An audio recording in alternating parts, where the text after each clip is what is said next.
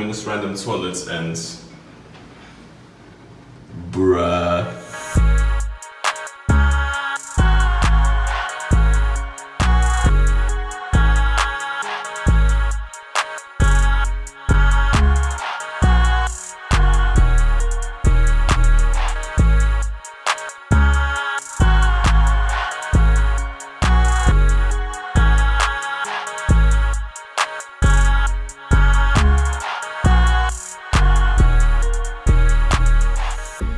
Hello lasers, no fuckers, and welcome to my Berlin city review. Now I decided to title this video Berlin the most polarizing city in Europe is because this city is very controversial, because when somebody says Berlin, everybody has an opinion. Honestly, I feel like there's a lot of misconceptions about this city that I want to discuss in this video, and overall, the city had a very positive effect on me. I definitely did enjoy my time in the capital of Germany. I will get into reasons why later in the video, but now I just want to start with a little bit of a bra moment. This is our first day in Berlin, and the funniest thing is that this is basically, we have a ghetto-ass Airbnb in which there's no iron, okay? And I need to iron my clothes. And like, I'm not gonna obviously buy a new iron, so I've literally posted it on Instagram that I need an iron.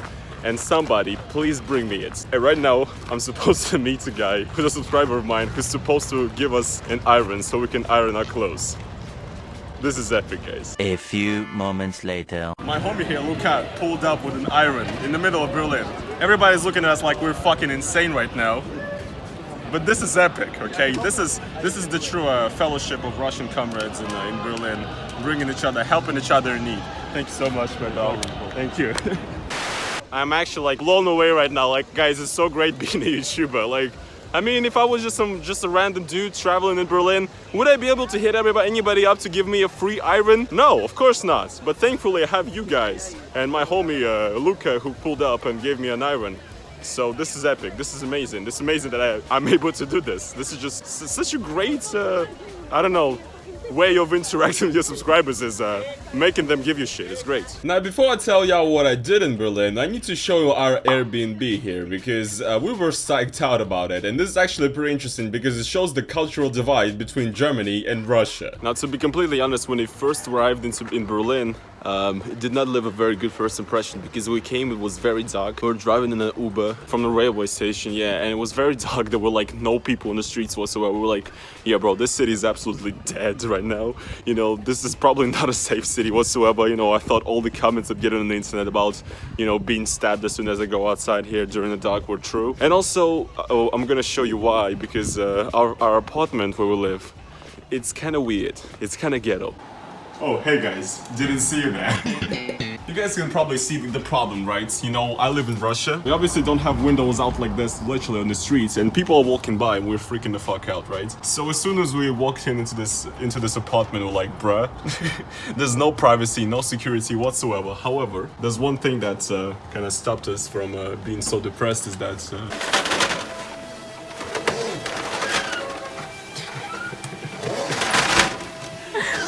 again, one thing that stops us from being this depressed about the place we live in is that at least we have fucking metal window blinds, because if we didn't have those, I would actually be afraid I'm gonna get either murdered, kidnapped or something during the night. I mean, seriously. Nobody can touch my swag. Nobody can do with my swag. Nobody can touch my... I'm gay. Guys, this is the epic house tour. This is the huge ass fridge that we have. It's insanely big. This is all they gave us to consume food with in here. Fucking little teaspoon, okay? What is this, bro? What is this? What is this? England or some shit? So yeah, once again, it's not even that bad, you know?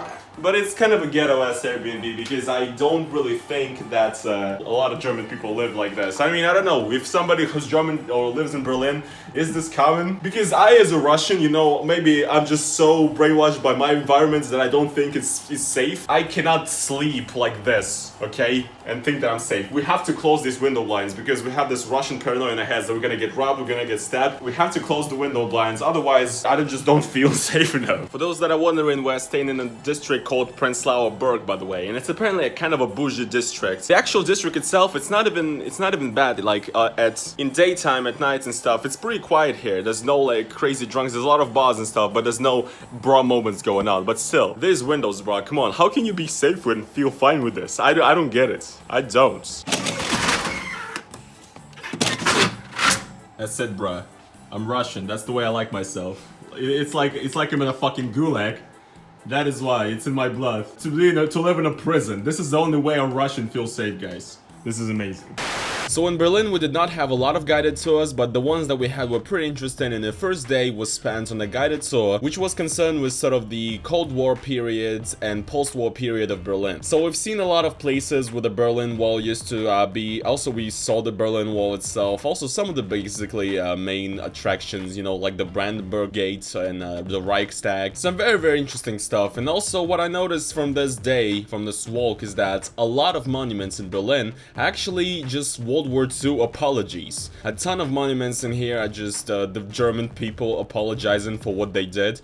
And honestly, it's very moving and very interesting to see is that, you know, actually the German people care so much, to the point where so much of Berlin's tourist attractions are genuinely monuments that are dedicated to the Second World War. That, however, as well adds to the polarizing spirit of Berlin, because everybody has an opinion. For example, when I told my subscribers that I'm coming to Berlin, I've been told a lot of stuff. Here's the thing, in my video that I made about me coming to Europe, a lot of people are like, yeah, Prague is epic, Prague is nice, but in Berlin you're gonna get stabbed by a refugee. It's a horrible city. There's nothing good to be seen in this entire city. It's not cool. I don't think I agree. And honestly, I've been talking with a lot of people from Berlin. I've been asking them about you know, is it even safe or secure here around dark and stuff like that? And you know, they've been very positive compared to what you know, epic gamers on the internet are saying. So I'm more inclined to trust people that actually have been living in the city for years than some random people on the internet. I mean, I'm just saying. I don't know about you guys, but I'm more inclined to trust people that actually know what they're talking about. I personally really enjoyed being in Berlin because history is just everywhere you look in the city. I'm personally kind of obsessed with the topic of the Cold War and looking at the remnants of the Berlin Wall, looking at places such as Checkpoint Charlie, where they kept the old sign where that said that you are entering an American sector of Berlin, you know, when Berlin was divided. So what's really funny and ironic is that as soon as you enter the US zone, there's a McDonald's next to it, which is just a perfect, I guess, just a perfect representation of what America is, guys. This is America.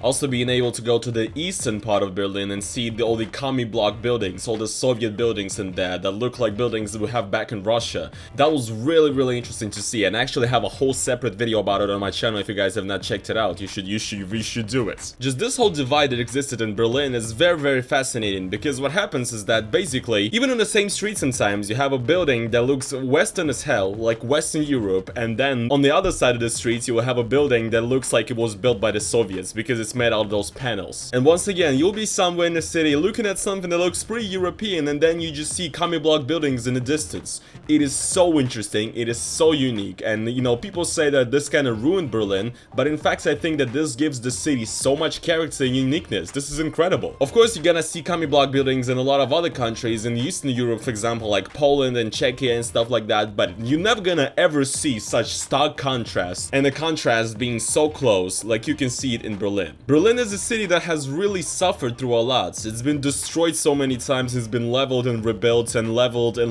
all over again, especially last time after the Second World War. Berlin is in a constant state of building. It's building itself still to this very day. Well, we're on a guided tour of Berlin. I mean, this is pretty obvious as well, is that Berlin is a city that is constantly under construction, because obviously the city was pretty much leveled after 1945, and what they're doing now is that they're still rebuilding a lot of the historical buildings and stuff like that over and over again, because a lot of the historical buildings were actually destroyed by the DDR in the DDR times, in the Soviet communist times, and now they're rebuilding them. They destroyed those buildings, now they're rebuilding them all over again. Like, this city has been rebuilt tens of times. One interesting detail is that apparently a construction crane is considered an attraction of Berlin, just like all the other historical sites, and even on many sort of souvenirs and tourists like t-shirts or whatever, they have the crane as a sort of a symbol of Berlin, that it's a constant construction. Just this entire city is in a constant state of changing. And what I found really interesting and actually pretty inspiring is that the Germans, the people of Berlin, are actually turning this whole thing into something that they can basically bring tourists in with. Here, check this out. It's a great example of how they turned this whole Berlin divide into something interesting. We're in a shopping mall right now, which is very smartly titled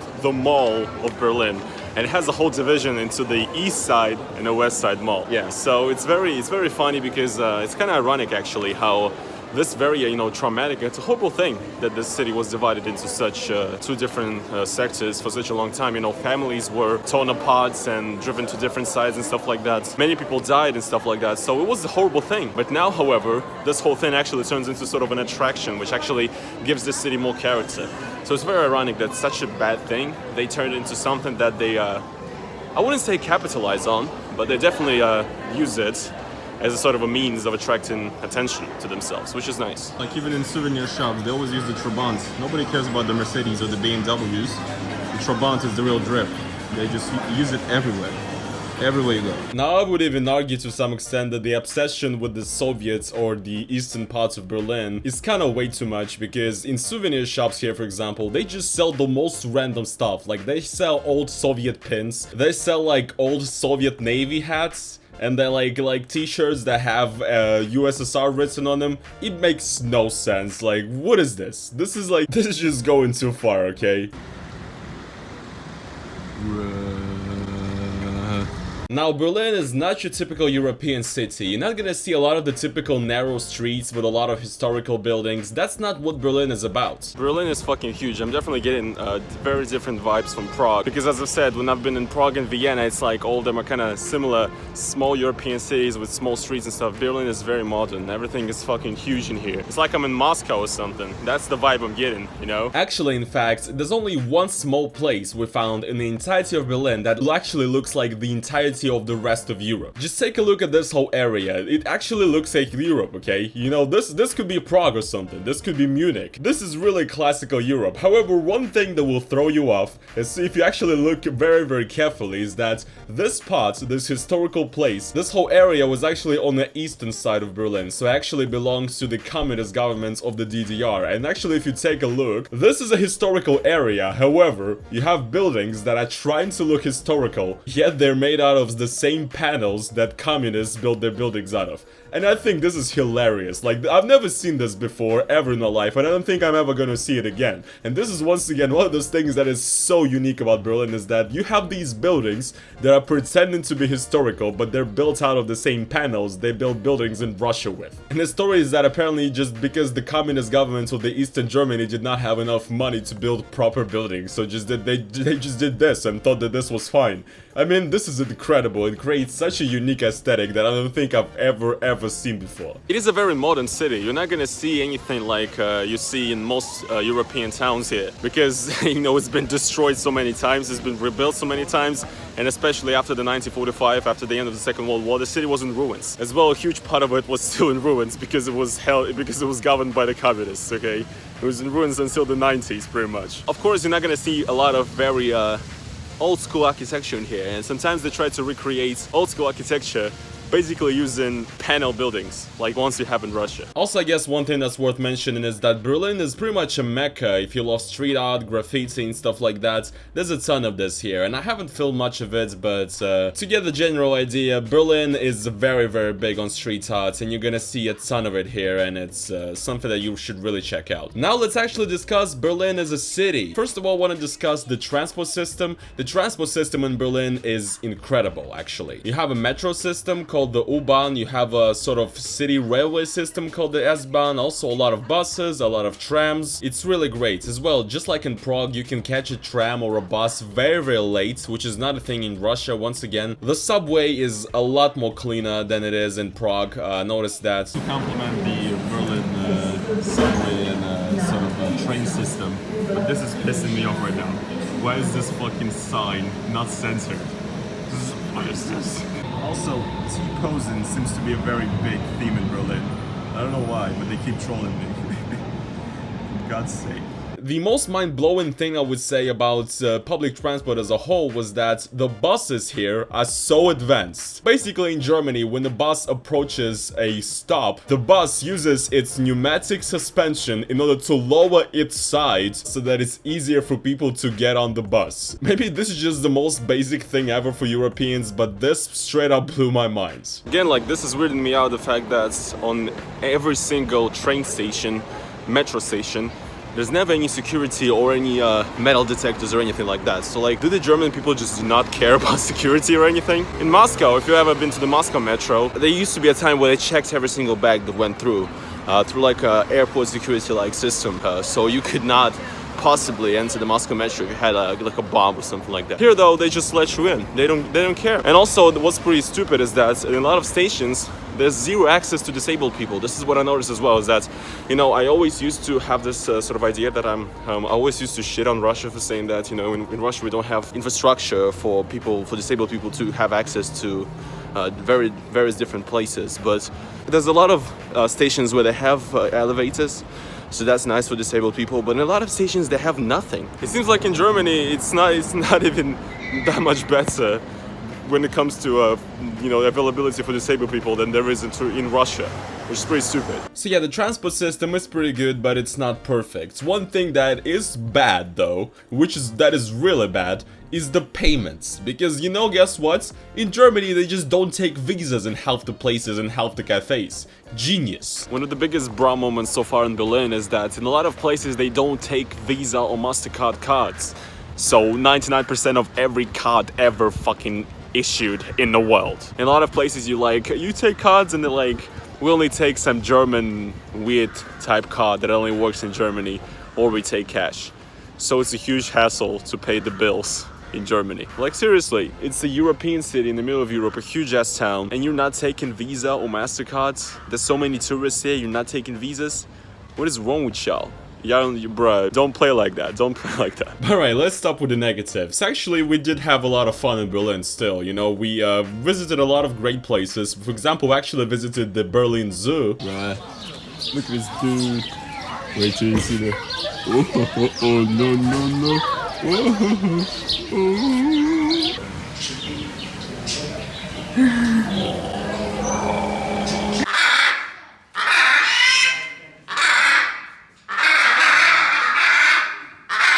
And yeah, you know, it was a lot of fun, met some really sweet boys in there. And also we visited Madame Tussauds Museum, which is a wax figure museum, which was hilarious. We're in the Madame Tussauds Museum right now, guys, and I'm freaking the fuck out. I just met JFK, guys, this is crazy. Do you guys remember my Russian political leader tier list video? I rated him very high. This is the homie right here. Mr. Gorbachev. This is the fucking homie right there, bruh.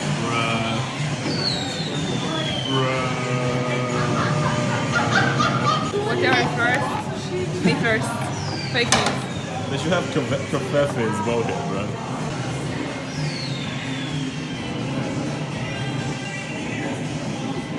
That was how to get cancelled online, guys. How to get cancelled online in 5 minutes. Just take a picture with Trump and that's it. Look, gamers, this is pretty epic. I don't know what y'all gonna say, but this is pretty epic right now. So yeah, and there was just a lot of bra moments and funny moments just walking around the city as well. They just kept chasing us. Yeah, pidaras. Bruh.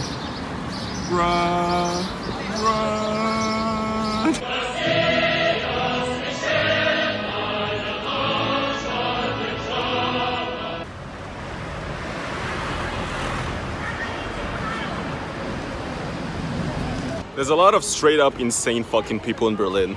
No cap. Like, people are screaming at each other on the streets. I don't know if you can hear this now, but there's an insane woman screaming at everybody right now. Very loud in German. I don't even know if it's German. We were just, by the way, in a subway.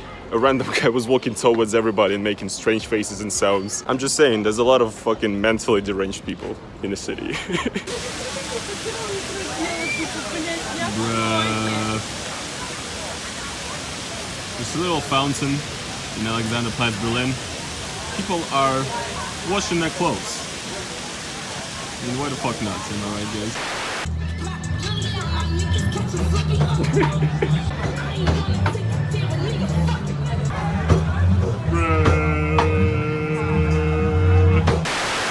Every single country in the European Union. This may be a little outdated right here. So it has every single country in the European Union on it. But the funniest thing is that we just looked and it says somebody wrote Ukraine. I guess if you wish for it, you'll get it. Also, Germany, I'm sorry, what's the deal with this, with the height of these of these ceilings, bro. I can reach with my hands, just like that. Dude, I know Russians are actual fucking giants, but I know people in Russia that are even taller than me, and I'm 6'4", okay? And this is just oppression. I'm getting oppressed right now. Why is the only time we see Russian cars on the streets is when we're not even in a Soviet neighborhood, bro? I mean, shout outs to this guy for sure representing. Now guys, the obvious joke, obviously, since I'm Russian and I'm in Berlin, was that I needed to climb the Reichstag and to say something in there, but unfortunately we did not get to climb the Reichstag because we didn't register properly. Alright gamers, we're near the Reichstag building right now. We were supposed to go up it, just like the Soviet soldiers in 1945, which would be a nice epic meme, like it would be a nice meme like, hey guys, this is not the first time Russians have ever been to the Reichstag, you know, but unfortunately, apparently we did not book our, you know, you have to book an appointment to actually come to the dome and to the top of Reichstag. Apparently we didn't book it properly, so unfortunately we can only look at it from the bottom. Whatever gamers, you know, that's life. So in order to make up for the lost opportunity to climb the Reichstag, we instead decided to go and climb the Alexanderplatz tower, which is the biggest TV tower in Berlin, which you can basically see from every corner of the city. Okay gamers, right now we're in Alexanderplatz. It's a very big square out here in Berlin. It's very nice. There's a lot of, you know, life going on here, and what we're doing here is that we're about to climb this very tall guy right here. This is the Alexanderplatz Tower, which was built in the 1960s by the DDR government. Apparently it was built by the DDR government, you know, essentially the communists, the Soviet sympathizers, literally on the border with the, you know, capitalist side of Berlin. And it was built in order to show that you know, communism can achieve greatness as well. You know, we've built such a great tower, that means that communism is the best. Also, I was just walking in and I think I heard somebody say, hello places, no fuckers there, about 20 meters away from me. I looked around and I didn't know where to look, so I just kind of kept on walking by. Maybe I'm just paranoid or insane.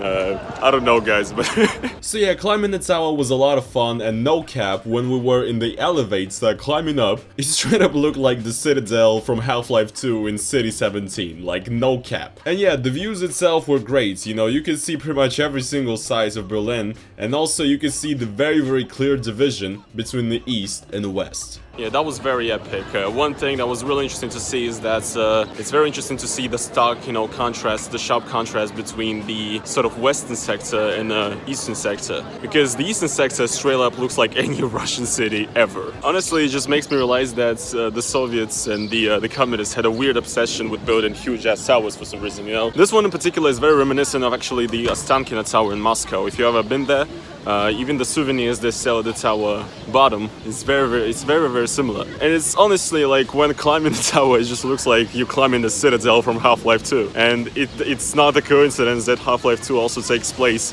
in a very, you know, sort of Slavic Western European city. Now that we've seen a lot of what Berlin has to offer, I had one last mission. I needed to return the iron I lent from my subscriber Luca, the absolute legend. I needed to give it back to its rightful owner, which I set out to do. The iron is perfect. It also works as a great refresher in the summer, guys. It's amazing. This is epic. Alexanderplatz, Berlin right now. Everybody's, you know, carrying bags, carrying their children by the hands. I'm the only retard who has a fucking iron in his hand for no reason whatsoever. Just no context, guys. Just a guy walking through Berlin with an iron in his hand. No context, no nothing.